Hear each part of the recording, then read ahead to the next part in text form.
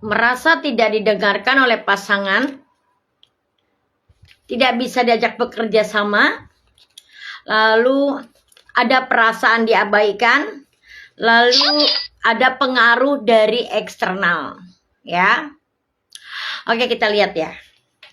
Kartu yang pertama, ternyata ini adalah perasaan-perasaan kamu terhadap pasangan, ya. Berarti ini adalah energi rumah tangga, ya. Dimana kamu di sini, kamu lagi kesel nih sama pasangan kamu. Artinya apa? Pasangan kamu itu, menurut kamu loh ya, menurut kamu, pasanganmu itu kayaknya kalau kamu ngomong tuh kayak dianggapnya angin lalu aja. Kalau kamu ngomong sesuatu hal itu kayak nggak dianggap gitu loh, ya dianggap angin lalu, kayak nggak didengerin saran-saran dari kamu, kritik-kritik dari kamu, ya untuk pasangan kamu. Itu pasanganmu itu cuma say hello aja, didengerin sih mungkin didengerin, tapi maksud didengerin itu kamu kepengen dipahami gitu loh. Ada yang lagi kayak gitu sama pasanganmu? Kalau ada, komentar ya. Lalu kartu yang kedua, nah, kamu punya keinginan dengan pasangan kamu tuh kompak gitu loh. Kita kompak sih berdua gitu. Jadi kepinginnya kamu tuh jangan ada orang lain yang turut campur di dalam rumah tangga. Jadi keinginan kamu ini pure, kita aja yuk yang ngadepin kita, yang menyelesaikan aja gitu. Jadi nggak pengen ada orang lain atau keluarga yang turut campur dalam urusan-urusan yang sedang kalian hadapi gitu loh ya. Ada perasaan kayak gitu, bener nggak? Ada nggak? Atau kamunya atau kamunya yang selalu cerita sama keluarga tentang urusan rumah tangga? Enggak ya, soalnya melihat di sini kamunya yang kepengennya begitu, kamu yang ingin bahwasannya udah deh urusan seberat apapun gitu kita bareng-bareng nanggungnya aja gitu. Jadi nggak pengen keluarga besar itu tahu banget masalah pribadi rumah tangga kalian gitu ya. Lalu kita lihat lagi berikutnya, apa ini? Nah, perasaan diabaikan. Di sini ada di antara kalian juga yang rasanya tuh kan gini ya. Mas sebutkan lagi dengan yang ketiga, ini ada pengaruh eksternal juga ya, ada pengaruh eksternal. Nah, lihat di sini, kamu kayak ngerasa sama pasangan kamu kayak diabaikan gitu, kayak kamu tuh dianggapnya tuh kayak dianggap apa ya, bahwa kenapa kalau omongan orang lain didengerin, kalau omongan kamu enggak gitu loh ya. Jadi kamu kayak baper nih, kamu kayaknya baper, kamu kayak ngerasa diabaikan gitu aja. Ketika kamu membutuhkan pasangan kamu biasa-biasa aja. Tetapi ketika keluarga kamu, keluarga dia yang minta bantuan, itu kayaknya lebih memperhatikan gitu. Itu perasaan kamu seperti itu. Jadi seakan-akan pasangan kamu itu lebih berat kepada keluarganya semata. Nah, ada nggak yang lagi baper kayak gini sama pasangannya? Katanya lebih perhatian, lebih mengutamakan keluarganya saja katanya gitu dibanding aku. Ada nggak yang lagi kayak gini, baperan? Nggak enak ya digituin. Oke, lalu ini. Nah, emang betul sih di sini ada faktor eksternal ya. Jadi hati-hati, kamu juga sama, hati-hati ya. Kalau kamu pengen pasangan kamu juga tidak dipengaruhi oleh keluarga besarnya atau oleh orang lain atau oleh temennya atau oleh sahabatnya, kamu juga harus melakukan hal yang sama ya. Jadi jangan kamunya aja yang menuntut pada pasangan kamu begitu. Jadi kamu juga harus sama-sama ya. Kamu juga kalau misalkan ada kayak gimana jangan mudah curhat, jangan mudah ngomong sama teman kamu sahabat kamu atau keluarga untuk minta atau sharing ya. Biasanya kan seperti itu. Nah, ini kayaknya harus dikurangin deh, karena apa? Belum tentu orang yang ngasih saran itu bener-bener bermanfaat untuk rumah tangga kalian gitu ya. Artinya bermanfaat tuh tepat tidak nih sarannya gitu kan. Namanya juga orang luar gitu. Jadi ternyata saat ini energi rumah tangga kalian ini ada faktor eksternal yang mengganggu pikiran, artinya mempengaruhi energi rumah tangga kalian.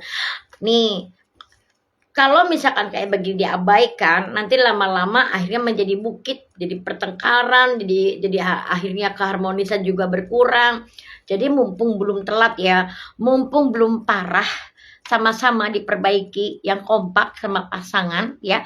Jangan terlalu diumbar permasalahan keluarga itu ya. Jangan aja kayak model kayak gini nih. Ini kan ada faktor eksternal nih ya. Nah, udah deh, mulai dua-duanya belajar untuk saling mendengarkan ya, untuk saling jangan mengabaikan ya, menghargai dan harus kompak ya. Oke.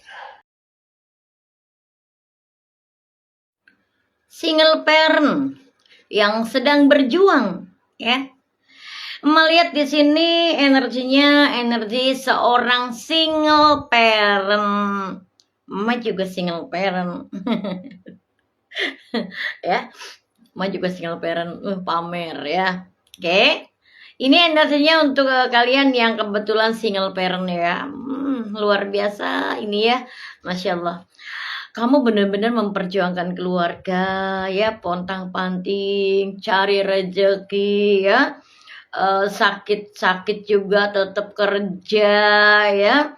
Kamu bahkan sudah tidak bisa merasakan lagi ya, mana sakit ringan, mana sakit parah ya istilahnya. Karena apa? Karena yang ada di benak kamu tuh gimana caranya agar anak kamu sejahtera. Gimana caranya agar masa depan anak kamu itu sukses. Jadi kalah. Rasa sakit di badan kamu, rasa lelah, rasa capek gitu, kayaknya kalah. Kalah dengan cita-cita kamu ingin mensejahterakan keluarga dan ingin mensukseskan masa depan anak-anak ya. Bahkan kalau melihat di sini kamu benar-benar apa ya, kalau menurut mandiri banget. Kamu itu mandiri banget nih ya, karena nggak terlalu banyak meminta bantuan orang lain dalam hal ini ya. Oke, kita lihat lagi. Nah, luar biasanya juga nih. Kamu ini walaupun seorang single parent ya, yang sedang berjuang, tapi kamu tergolong orang-orang yang nggak pelit juga ya. Kamu ini apa sama semua orang itu pengennya tuh terbuka ya. Kamu pengennya tuh ngasih aja. Kamu bahkan boleh dikatakan lebih baik tangan di atas deh daripada tangan di bawah istilahnya ya. Nah, kayak model kayak gitu ya. Kamu di sini juga banyak banget yang simpatik sama kamu ya. Banyak yang simpatik sama kamu, banyak yang memuji kamu walaupun kamu nggak tahu ya. Banyak loh yang memuji kamu, yang simpatik sama kamu dengan kegigihan kamu, dengan pribadi kamu.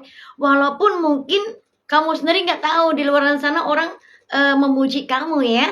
Nih, keren kamu ya. Dan di sini melihat kamu juga orangnya hati-hati. Biarpun kamu adalah seorang single parent, kamu nggak terlalu jadi nggak terlalu gerasa gerusuk kayak model aku pengen cari pendamping, aku pengen cari pendamping, aku pengen ada yang membantu. Kamu nggak terlalu memikirkan ke situ. Bukan berarti kamu nggak mau ya, tapi kamu selektif banget nih. Kamu nggak mau menerima seseorang begitu saja.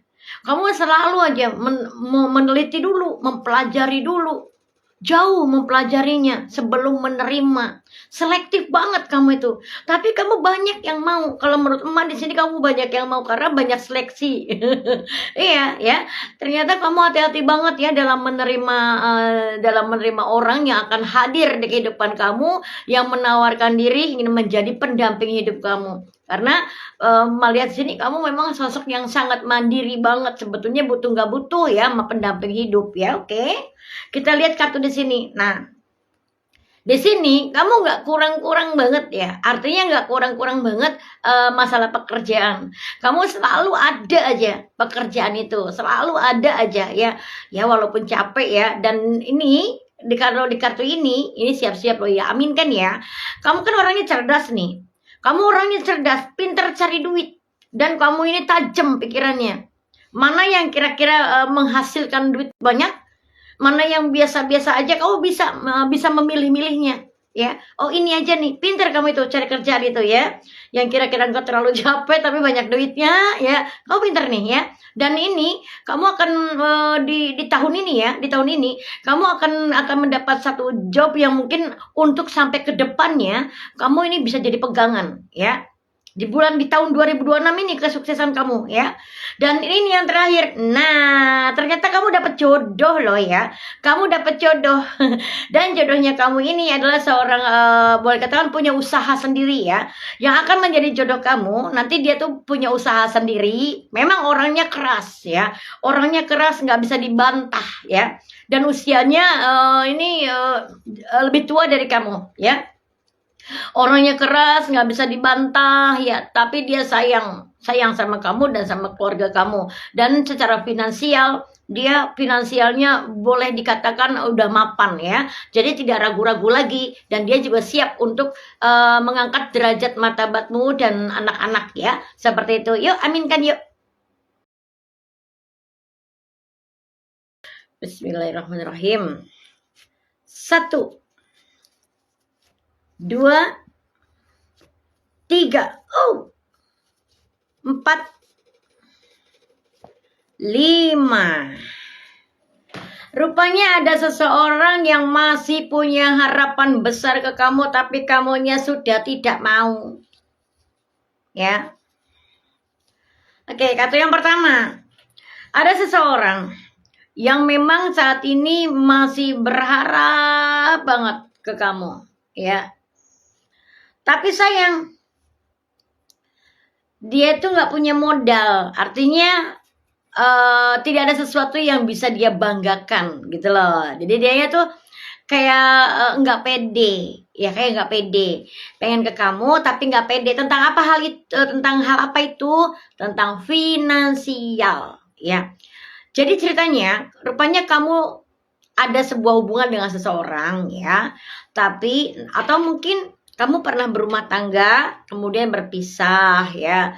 Atau mungkin kamu baru pacaran, terus berpisah.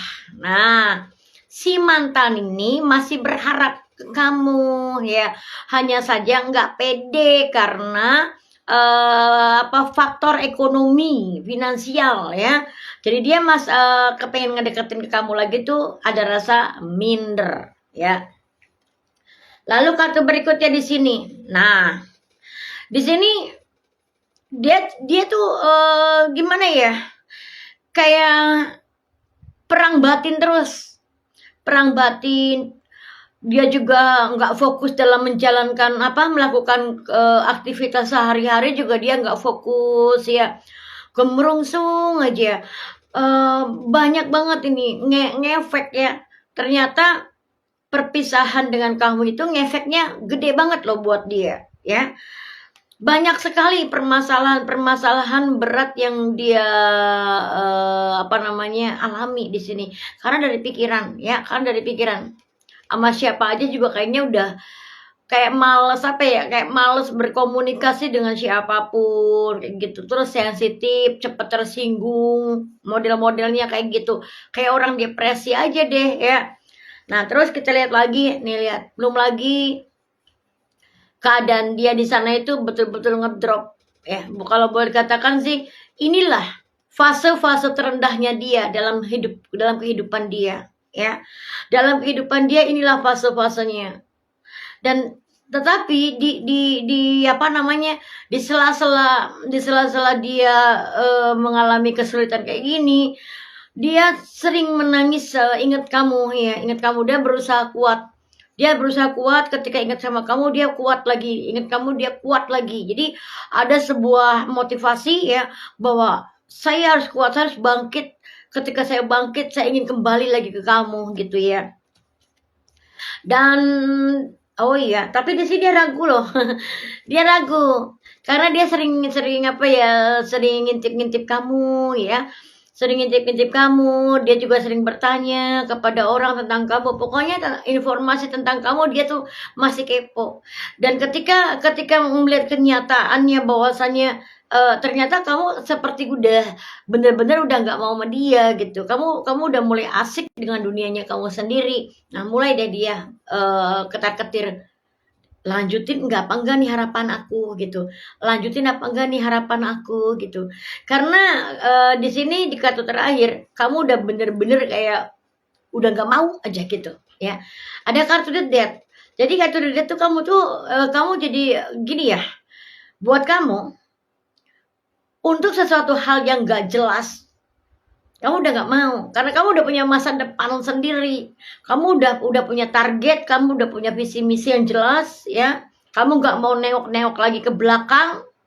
Nah, inilah kekuatan kamu yang justru bisa justru malah melemahkan dia, seseorang yang masih ingin ke kamu gitu ya, malah ngedrop dia, malah lemah. Karena apa? Kamunya terlalu kuat, prinsipnya terlalu kuat, dan kamu memang lagi berjalannya kencang banget ke arah masa depan yang lebih cerah. Seperti itu. Siapakah dia? Boleh dong komentar.